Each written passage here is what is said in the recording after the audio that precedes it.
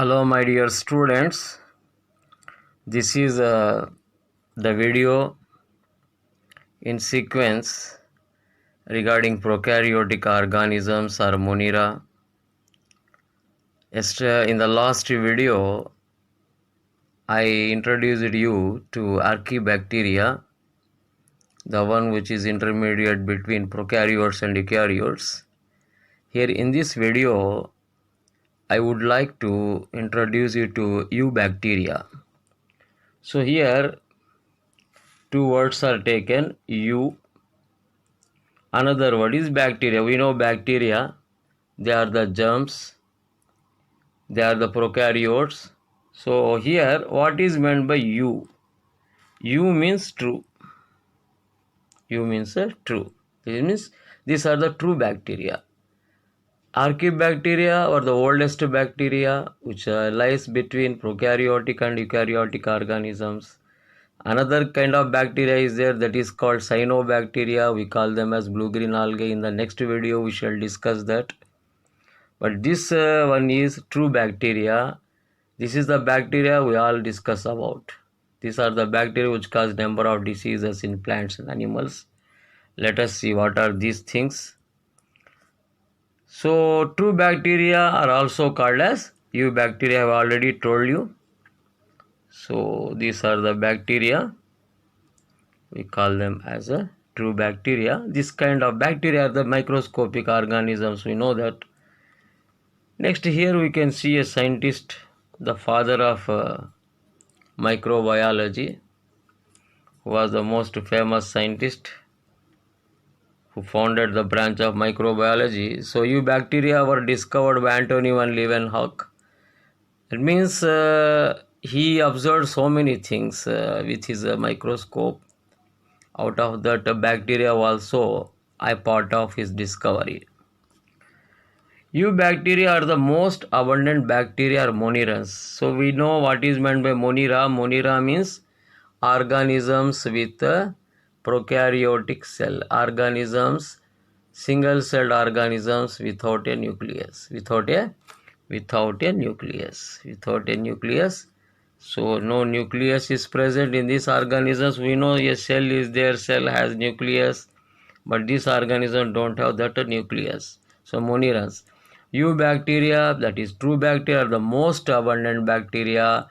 Everywhere they are present, in the soil, in the air, and everywhere, in seawater, in normal water, in river water, everywhere they are available.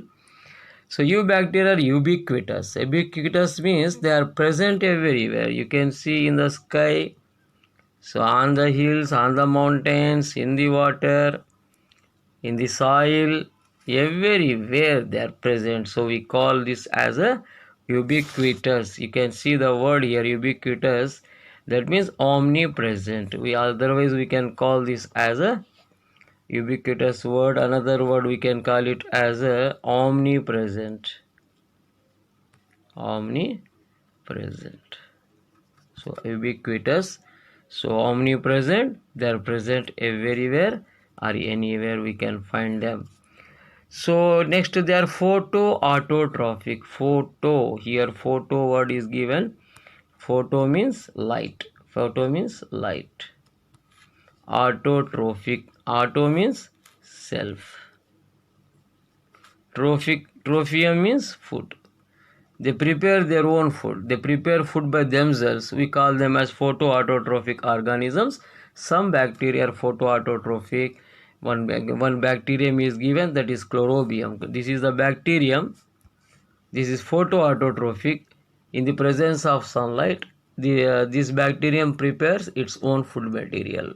Photo means light. That might be mostly sunlight. Photoautotrophic. In the same way, some are photoheterotrophic. Photo, we know already. Photo means light. Photo means light. Hetero means different. In the same way, trophic means trophium, food. For the food, they depend on other organisms or different organisms. We call them as a photoheterotrophic organisms or bacteria. Example, Rhodospirillum is given. Rhodospirillum is given. This is a bacterium, the Rhodospirillum. So it actually it prepares food in the presence of light for the sake of ATP energy, that is adenosine triphosphate energy, but it doesn't depend on for chemical. It doesn't get actual carbohydrates from this photosynthesis. So photoheterotrophic bacteria, they get energy in the presence of sunlight but not the actual food material. They depend on other organisms for food. So this is a combination of both the things, photo plus hetero.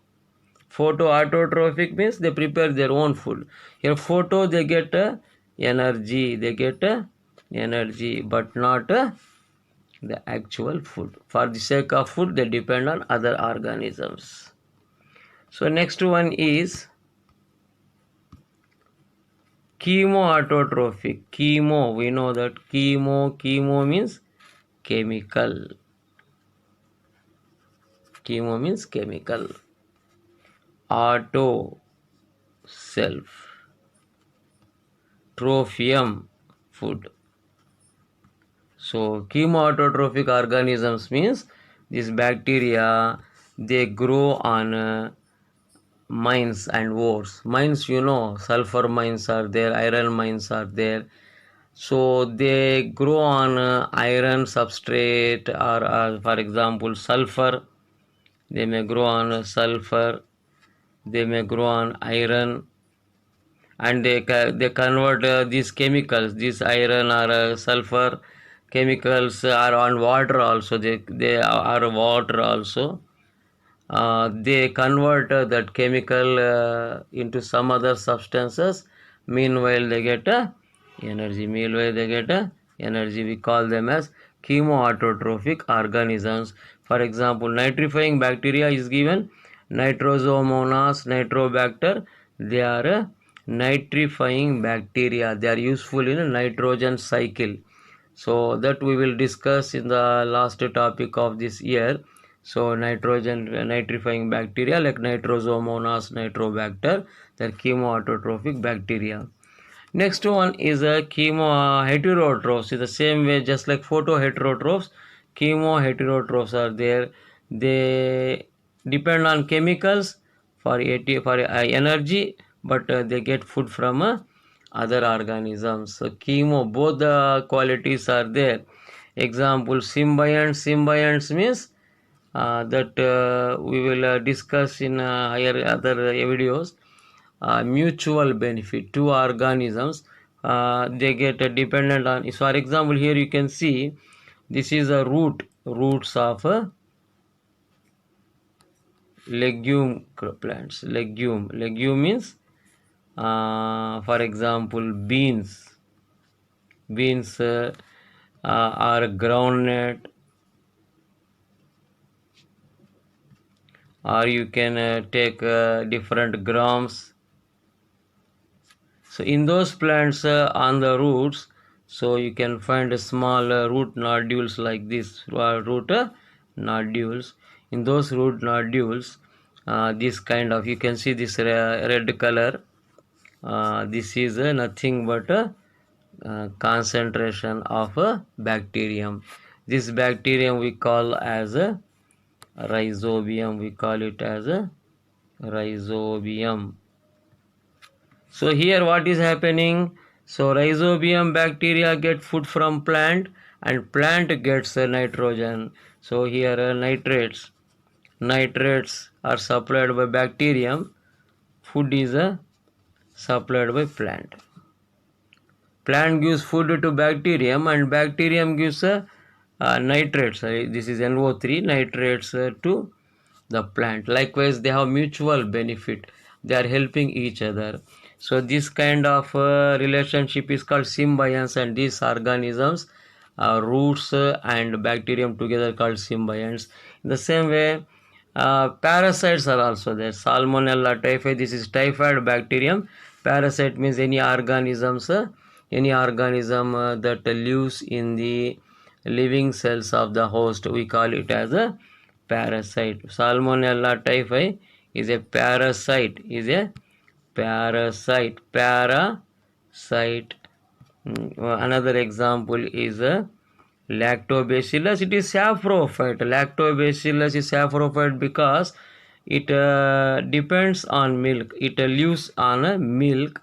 Milk is not a living substance. Milk is a non-living substance. Though it consists of organic substances, it is a non-living. So it depends on a dead and decaying milk. It converts milk into curd. During that process, it get energy. So it is a saprophyte. So here, chemoheterotrophs example. You can see symbionts, parasites, and saprophytes. So we call them as chemoheterotrophs. In the same way, another is there a parasitic on other bacteria. One excellent example is given, Dello Vibrio, Bacteriovorus. So here see, Bacteriovorus. Vorus, this word is very important word. Here vorus means eater, one which eats on others. Vorus means eater. Bacteriovorus means this bacteria eats other bacteria. For example, see this one. This bacterium swallows other bacteria. So this kind of eubacteria also exist. Parasitic other bacteria. Example, Dello Vibrio bacteriovirus. Why Vibrio we call it? It is comma shaped bacterium and it eats other bacteria. A very strange bacterium. So they are of different sizes and shapes like coccus. So bacteria are of different shapes like coccus, bacillus, vibrio, spirillum, mycelial. We shall see what are these shapes in the next slides. But some show pleomorphy. That means they exist in different forms. Let us see what are these different shapes. So here this one is rod shaped. So we call this rod shaped bacteria as bacillus. In the same way, comma shaped bacteria as vibrio. Spiral shaped we call spirillum. Spherical shaped like this spherical shaped we call them as coccus.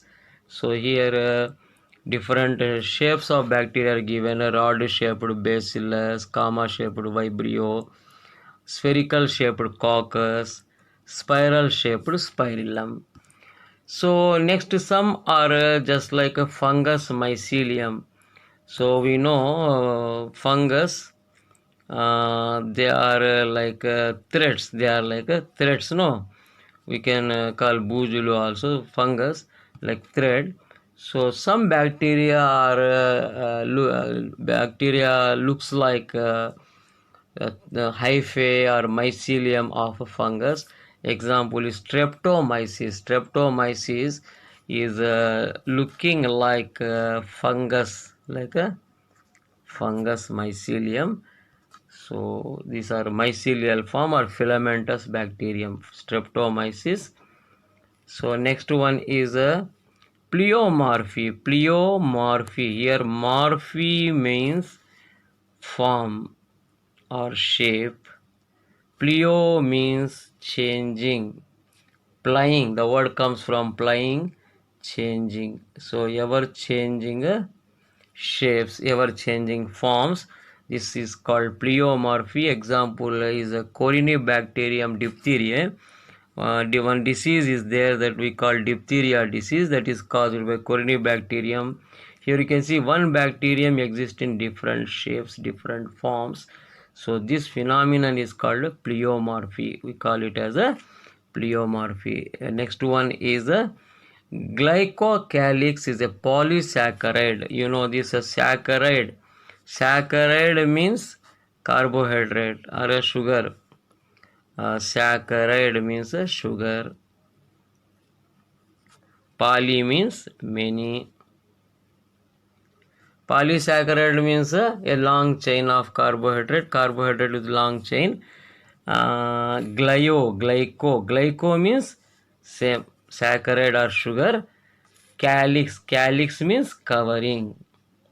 Calyx means covering. Glycocalyx, covering made up of sugars or carbohydrates around the cell wall. Like that, some bacteria, they are surrounded by a sugary coating or by a coating of carbohydrate. Not sugar, we can't call it sugar, polysaccharide.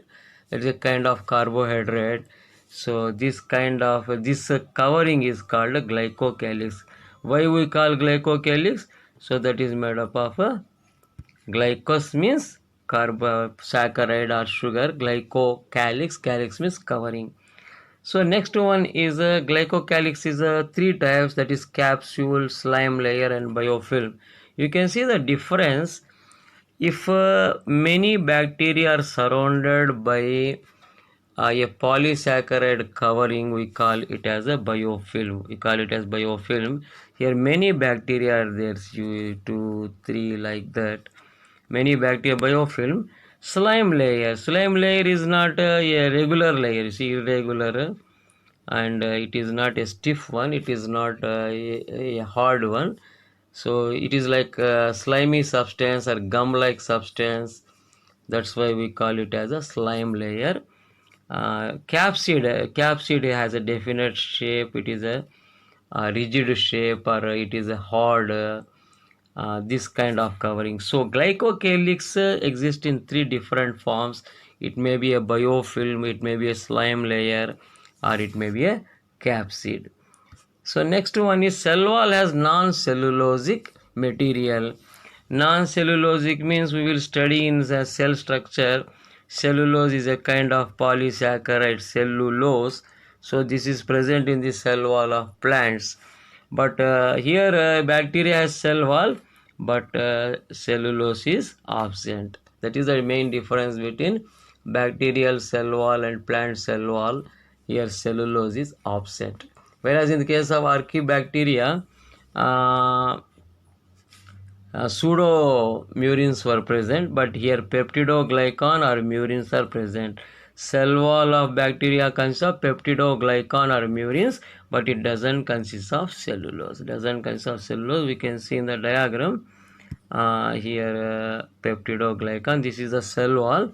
Below that cell membrane is present. Here peptidoglycan is present. We don't worry about other part. Peptidoglycan is our concern. So this one consists of peptidoglycan, or we can call it as a murine. So in this slide we can understand cell wall does not consist of cellulose, but it consists of peptidoglycan or murines. Next one is a gram-positive bacteria, that we shall discuss in some other video what is meant by gram-positive and what is meant by gram-negative. So some bacteria are gram-positive. That means one stain is there, gram stain. They stain with this. So here one special substance is present. We call it as a teichoic acid. That is a characteristic feature of gram-positive bacteria. It is present in some gram-positive bacteria. Teichoic acid, a kind of acid that is present. One is a peptidoglycan muric acid. Besides that, teichoic acid also present in gram-positive bacteria. So cell membrane has infoldings called mesosomes.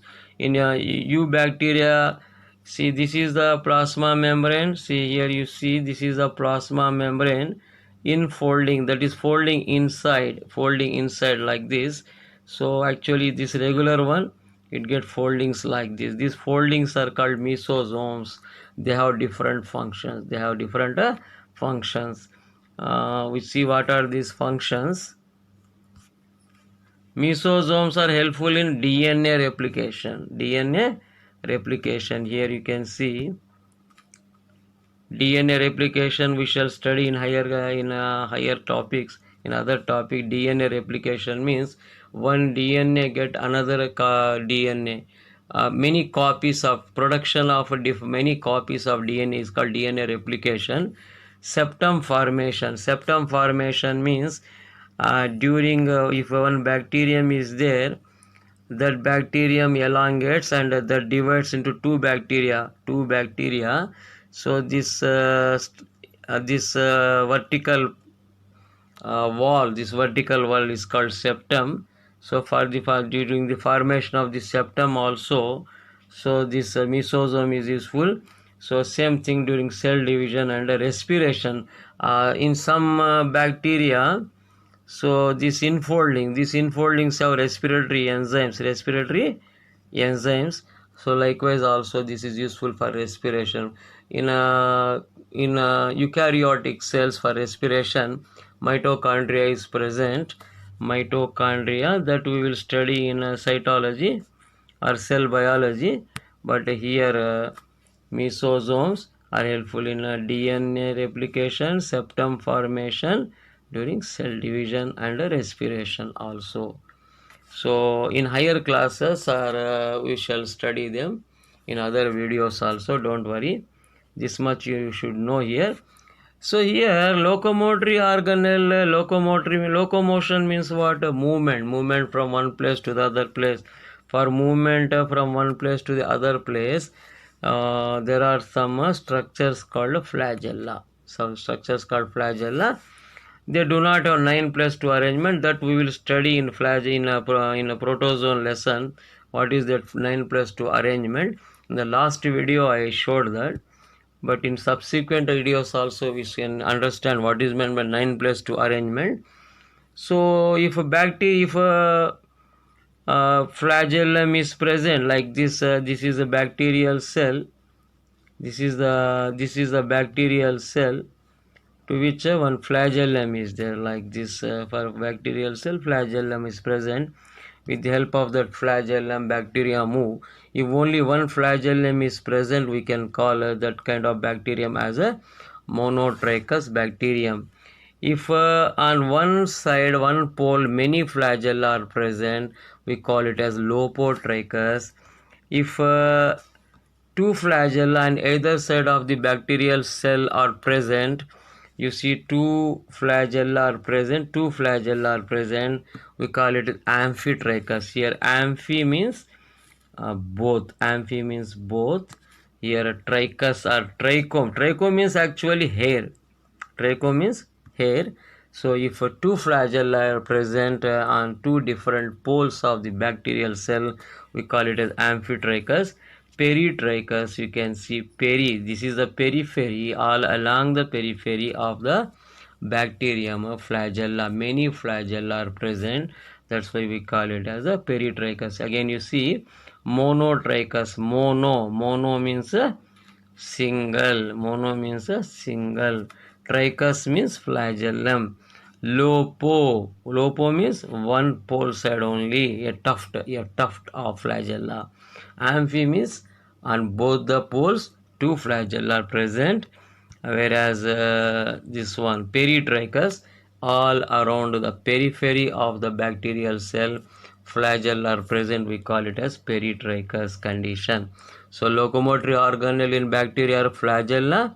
This flagella if present, we call it as trichous bacterium. If absent, atrichous. So if no flagellum, especially spherical bacteria or coccus bacteria, no flagella are present, we call that condition as atrichous condition. A means no. So here you can see monotrichous, single flagellum, lopotrichous, a tuft of flagella, amphitrichous, two flagella on either side of the pole, peritrichous, all around the periphery of the bacterium flagella are present. So next one, nucleated or incipient nucleus without nuclear membrane. What does that mean? We see, so here genetic material DNA is present. DNA is present. Deoxyribonucleic acid we shall study in detail later. DNA is present. So actually in higher organisms, so nucleus is present. Nucleus consists of a chromatin reticulum like this. So here nuclear membrane is also present in higher eukaryotic cells, in plant cells and animal cells. There is one structure in the cell called a nucleus, surrounded by nuclear membrane and with the chromosomes or chromatin reticulum. But here such a structure is absent. It is not spherical. It doesn't have nuclear membrane. It simply has a DNA, coiled DNA or circular DNA is present. So this kind of structure is called a nuclead. Incipient nucleus means not completely formed nucleus, without nuclear membrane, without a nuclear membrane like that. So nuclead, incipient nucleus are present in prokaryotic organisms like eubacteria. Next one is that the genetic material is a double stranded. What is meant by genetic? Genetic means hereditary. What is meant by heredity? Heredity means transfer of characters from parents to children. Transfer of features, characters, behaviors. So that means resemblance of children with their parents. That is hereditary. That genetic material, the chemical substance which transfers features of parents to children. That is genetic material. That genetic material is nothing but circular DNA, double stranded double stranded is. I will show you what is this without histone proteins. So here this is the circular. This is a circular in shape.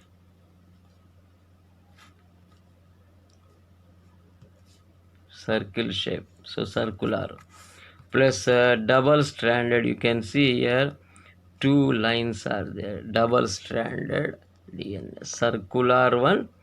Double stranded. Two strands are there. You see. Red is one strand, blue is another strand. Two double stranded.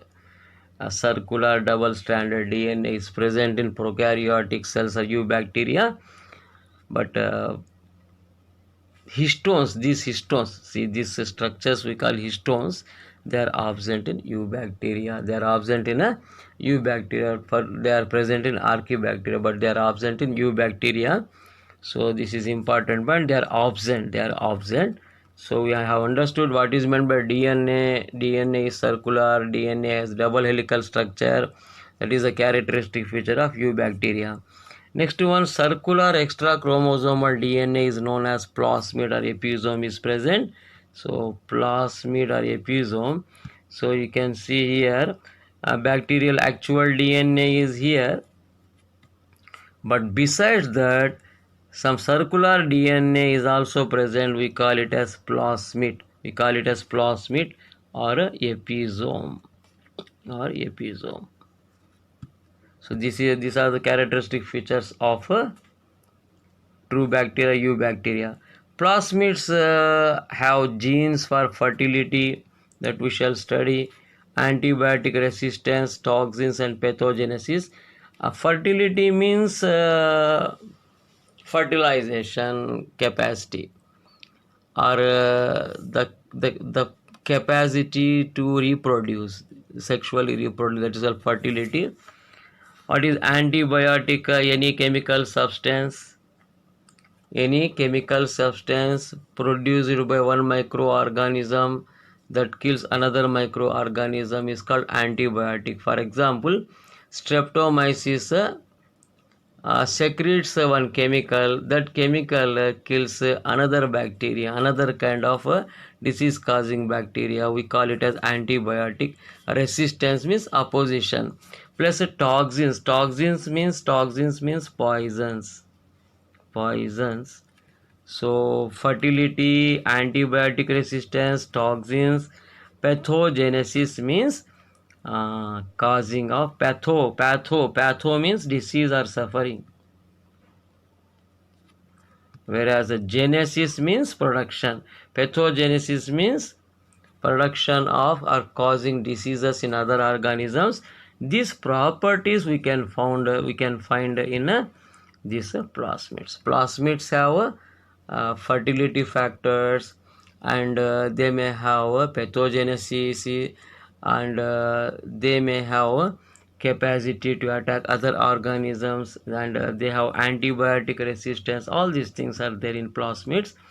Next we see eubacteria do not have membrane bound organelles. We know in higher organisms plastids are present for photosynthesis, like that.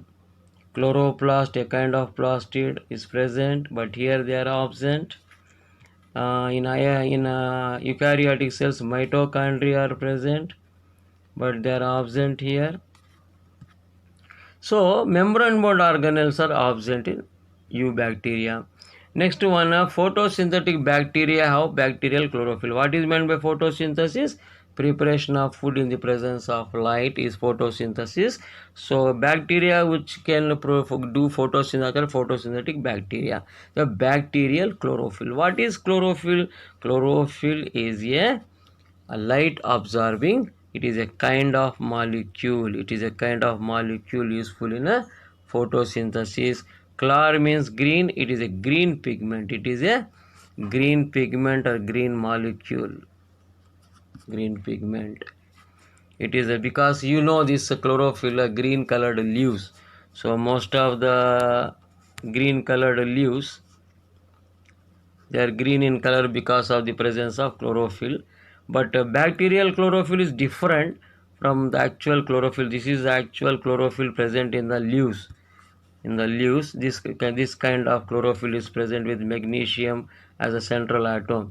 But bacterial chlorophyll is very smaller and it is of a different shape without a phytol chain. You can see one chain is called a phytol chain is there, that is absent in a bacterial chlorophyll. Next one is cytoplasm has free 70s ribosomes. Free 70s ribosomes are called polysomes.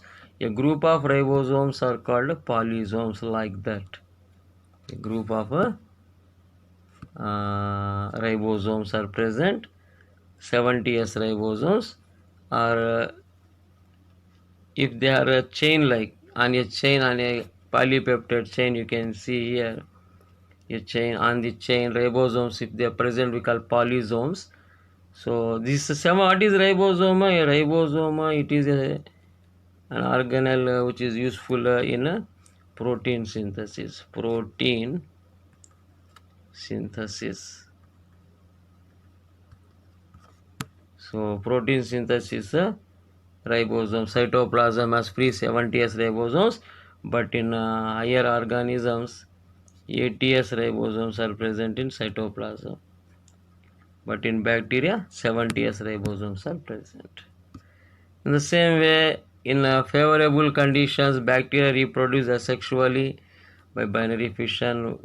Favorable condition means when water is available, plenty of water is available. Bacteria reproduce asexually means, what is meant by asexually? Without any gametes. There is no any union of male and female gametes. That is called asexual reproduction. By binary fission, bi means two. Fission means binary fission. Fission means splitting. So binary fission, when the bacterium splits, it occurs in 18 to 20. For every 18 to 20 minutes time, two daughter bacteria will be found. For example, see, one cell is there. That cell will slowly develop constrictions like this. Like this, the constrictions goes deep and this gets separated from the mother cell. So this is called, one cell is divided into two cells. That's why we call binary fission. Bi means two, fission means splitting. One cell here is split into two cells. One cell into two cells, we call it as binary fission. Binary fission.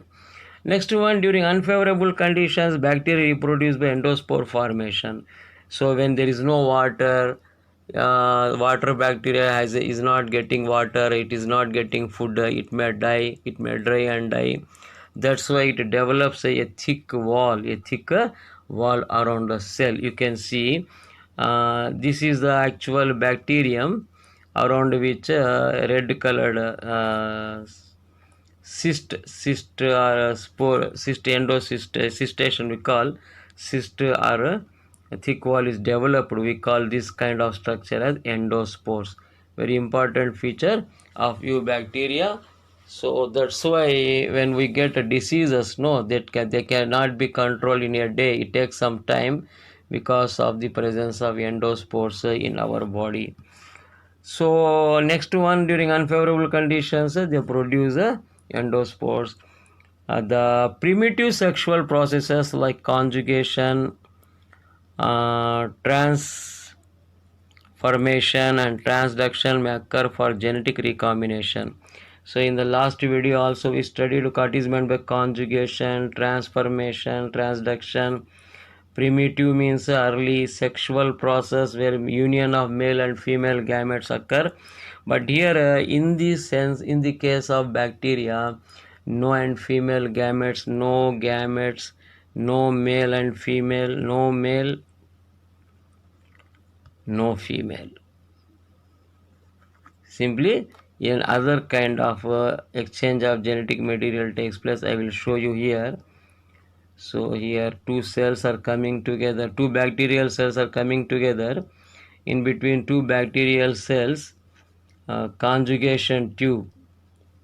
Conjugation means union. Conjugation tube will be formed because of that bridge-like structure. So this genetic material enters into the other cell.